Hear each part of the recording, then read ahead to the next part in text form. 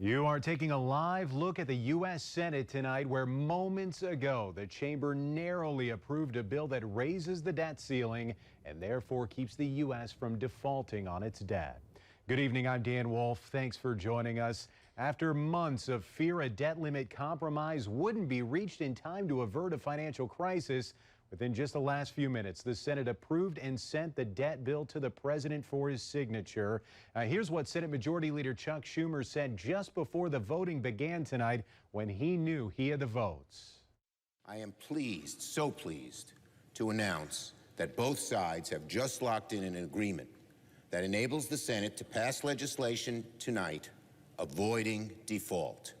While the bill passed, it still received no votes from a handful of Republicans and a few Democrats. And those differing views represented by senators in Minnesota and Wisconsin. Northern News Now's Cara Kopp is tracking that angle for us tonight. Cara, what are you hearing? Yes, Minnesota Democratic Senator Amy Klobuchar and Wisconsin Republican Senator Ron Johnson are on opposite ends of the political spectrum, and it showed tonight in their respective takes on the debt ceiling.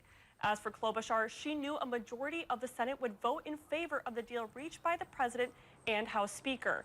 She says it protects Social Security and Medicare while helping our nation avoid financial ruin.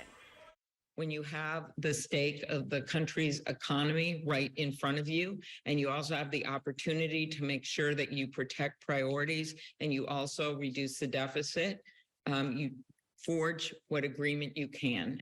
Klobuchar says a 2-year agreement will help avoid debt limit drama in the near future. The senator also cites the CBO, who claims the legislation would reduce the deficit by about $1.5 trillion over 10 years. That's all a very different take compared to what Wisconsin Republican Ron Johnson has expressed. He called this all a, quote, phony crisis. Johnson called the Treasury Secretary's integrity into question in a conversation with the Washington Examiner. He said Janet Yellen should make sure the nation will secure its debt and take care of Social Security. Regardless of what happens in Congress, Johnson was a no vote on tonight's legislation. All right, thank you, Cara. Look for much more reaction to tonight's vote overnight at northernnewsnow.com and tomorrow morning on Northern News Now Today. We turn now to